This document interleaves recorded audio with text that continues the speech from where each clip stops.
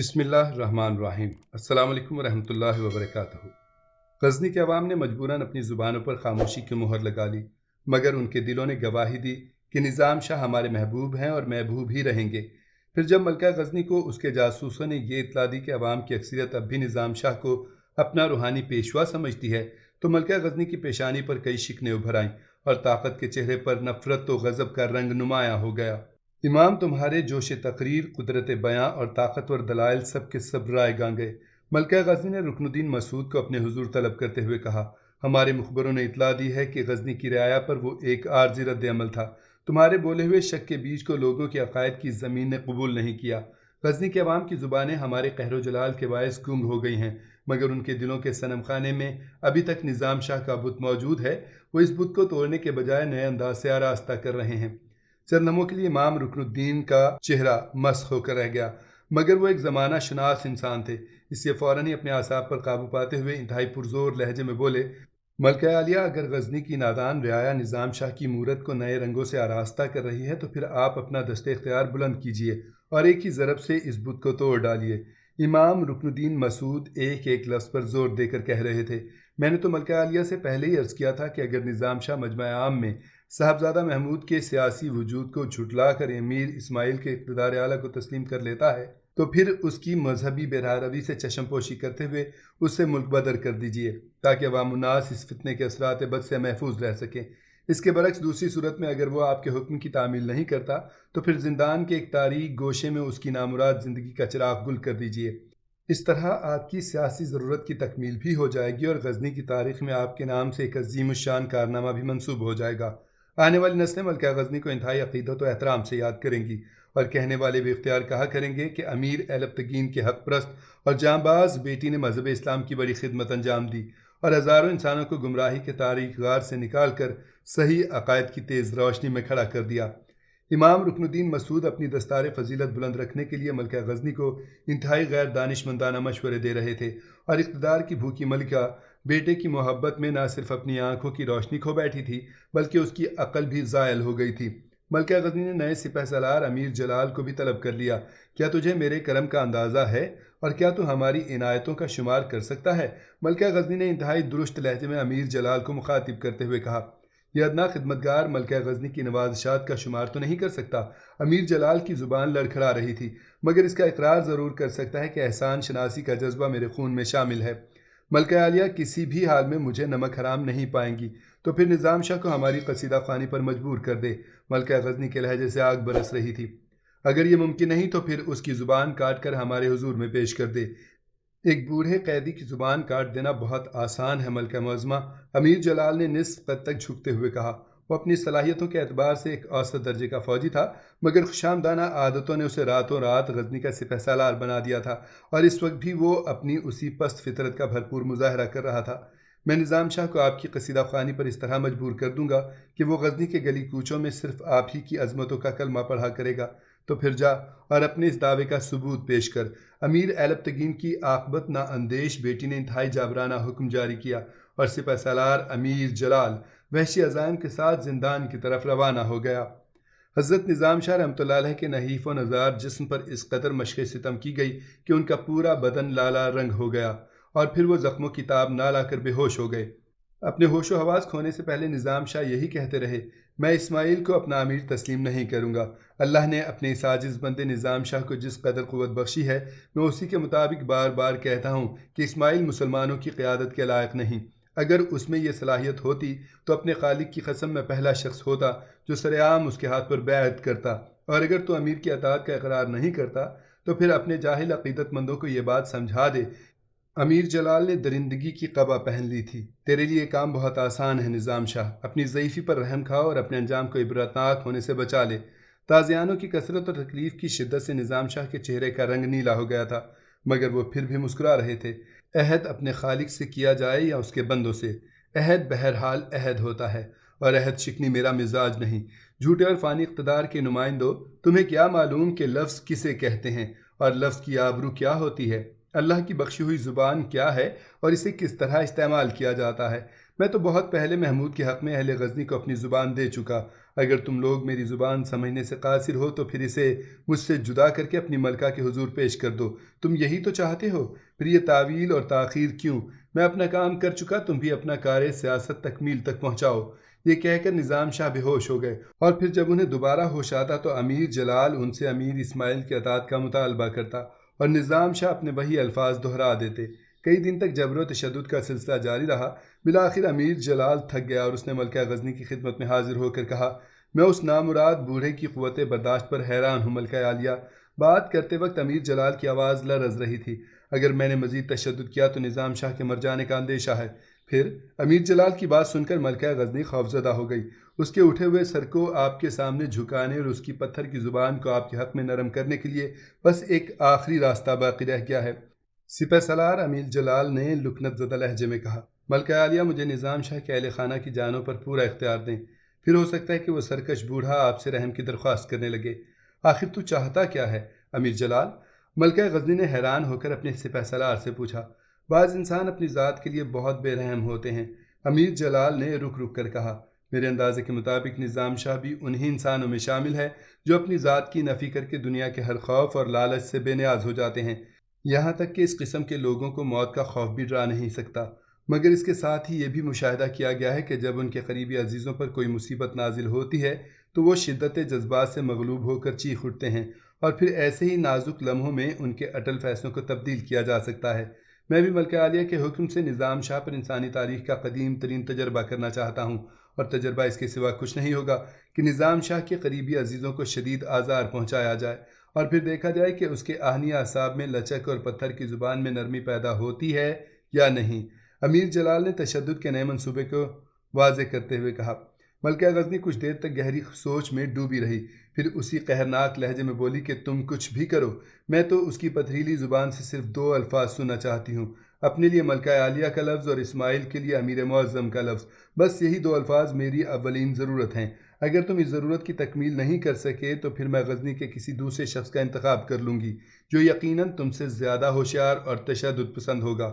ملکہ غزنی کی صفاک فطرت اپنے حقیقی خد و خال کے ساتھ نمایاں ہو چکی تھی۔ ملکہ عالیہ مطمئن رہیں کہ ان دو لفظوں کی گونج صرف قصر شاہی کے ایک کمرے تک ہی محدود نہیں رہے گی، بلکہ غزنی کے گلی کوچوں میں بھی اپنی پوری شدت کے ساتھ سنائی دے گی۔ اپنے منصوبے کی تکمیل کے لیے ملکہ غزنی کی اجازت پاتے ہی امیر جلال کے ہونٹوں پر ہلکا سا تبسم ابھر آیا تھا، مگر پھر یکایک اس کے چہرے پر گہرا اضطراب جھلکنے لگا تھا۔ ایسا لگ رہا تھا جیسے سالار غزنی کسی ذہنی خلفشار میں مبتلا ہو۔ کیا تم کچھ اور کہنا چاہتے ہو؟ ملکہ غزنی نے امیر جلال کے چہرے کا بدلتا ہوا رنگ دیکھتے ہوئے کہا۔ ملکہ عالیہ، امیر جلال کی زبان لڑکھڑا رہی تھی، میں نظام شاہ کی منہ بولی بیٹی نگار خانم سے شادی کرنا چاہتا ہوں۔ امیر جلال نے جھکی ہوئی نظروں اور کانپتے ہوئے لہجے کے ساتھ بڑی مشکل سے اپنی بات مکمل کی۔ ملکہ غزنی پہلے تو حیرت زدہ رہ گئی، پھر اس کے ہونٹوں پر عجیب سی مسکراہٹ ابھر آئی۔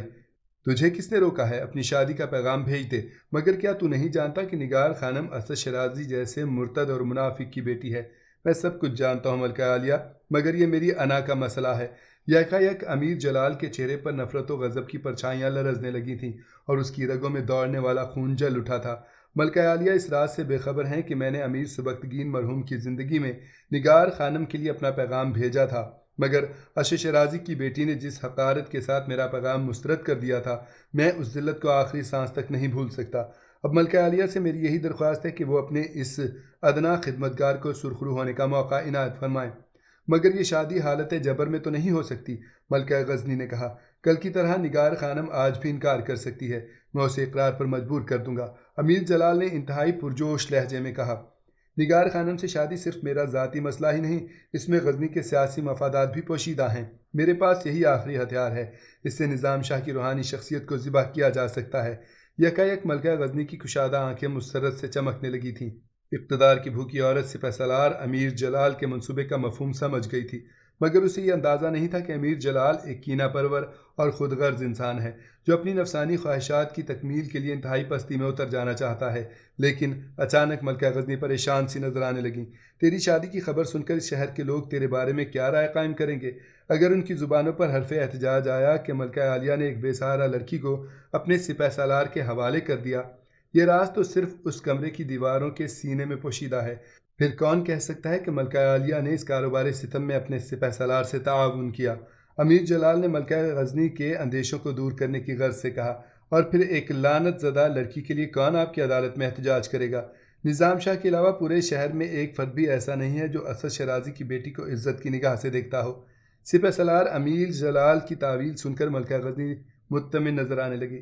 پھر اسی روز امیر جلال نے مرحوم فوجی کی بیوہ، اس کے 22 سالہ جوان بیٹے احمد سالار اور نگار خانم کو قید خانے میں ڈال دیا اور اپنے سپاہیوں کو حکم دیتے ہوئے کہا، پہلے یہ تینوں اپنی آنکھوں سے دیکھ لیں کہ زنداں کے اندھیرے کیسے ہوتے ہیں اور ان کے کمزور جسم محسوس کر لیں کہ زنجیروں کا بار گراں کیا ہوتا ہے، پھر انہیں بتاؤں گا کہ میں کیا چاہتا ہوں۔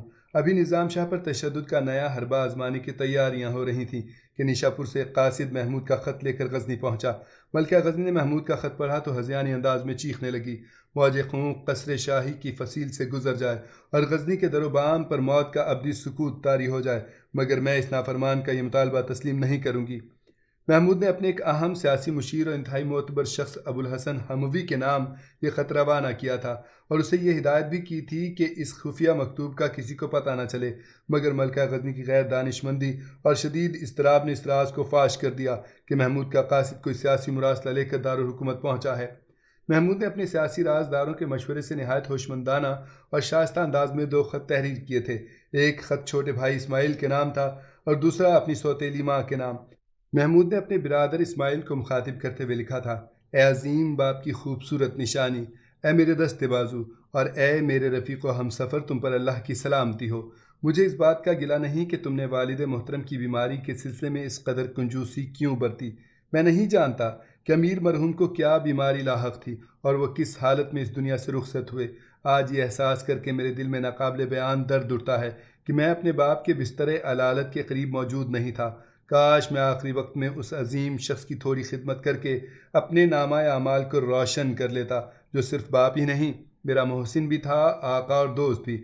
اب تم سے اس بات کی شکایت نہیں کہ تم نے مجھے والد محترم کی موت سے کیوں بے خبر رکھا، اگرچہ یہ بڑی صفاقی اور انتہائی سنگ دلی ہے کہ ایک فرما بردار بیٹے کو اس کے مشفق باپ کے انتقال کی اطلاع نہ دی جائے، لیکن میں بڑے بھائی کی حیثیت سے تمہاری اس خطا کو بھی معاف کرتا ہوں کہ والد محترم کا آخری دیدار نہ کر سکا، مگر تم نے میری روح پر ایک اور گہرا زخم لگا دیا جو کسی طبیب کے مرہم سے نہیں بھر سکتا۔ ہاں، اگر تم خود ہی چاہو تو وہ زخم مندمل ہو سکتے ہیں۔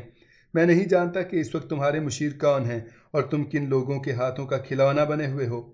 کاش تمہیں کوئی بتا سکتا کہ بڑے بھائی سے کس طرح خطاب کیا جاتا ہے۔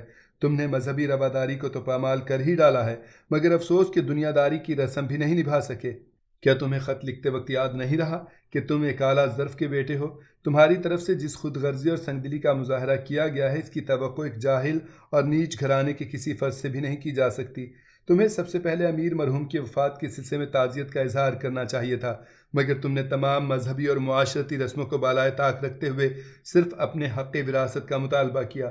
تمہارے مکتوب کے ہر لفظ سے ایک ہی مفہوم کی عکاسی ہوتی ہے کہ تم اقتدار کے سوا تمام رشتوں کو فراموش کر چکے ہو۔ اگر تم والد محترم کے حوالے سے کچھ دیر کے لیے میرے غم میں شریک ہو جاتے اور امور سلطنت میں مجھ سے مشورہ کر لیتے تو اس طرح رشتوں کا بھرم بھی رہ جاتا اور شاید سیاست کے پیچیدہ مسائل بھی حل ہو جاتے، لیکن تم نے یہ انتہائی نازک اور قیمتی وقت بڑی بے صبری کے ساتھ برباد کر دیا۔ پھر بھی میں اس گزرے ہوئے وقت کو پیچھے کی طرف لوٹانے کے لیے ایک ناکام کوشش کر رہا ہوں اور بڑے بھائی کی حیثیت سے تمہیں نہایت مخلصانہ مشورہ دے رہا ہوں کہ جلد از جلد اپنے فریبکار مشیروں کے نرغے سے نکل آؤ اور اس بے ثبات دنیا کو حقیقت پسندانہ نظروں سے دیکھنے کی کوشش کرو۔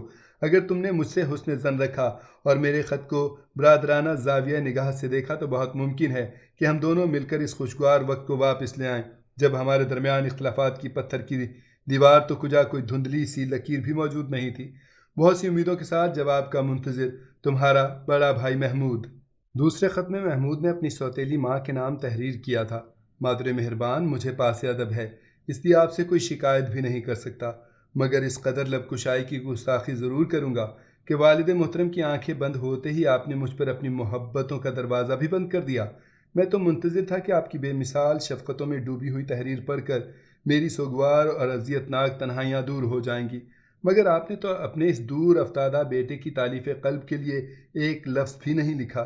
مجھے یقین نہیں آتا کہ آپ ایسی جاں گداز ساعتوں میں اپنی اولاد کی طرف سے اتنی بے باک بھی ہو سکتی ہیں۔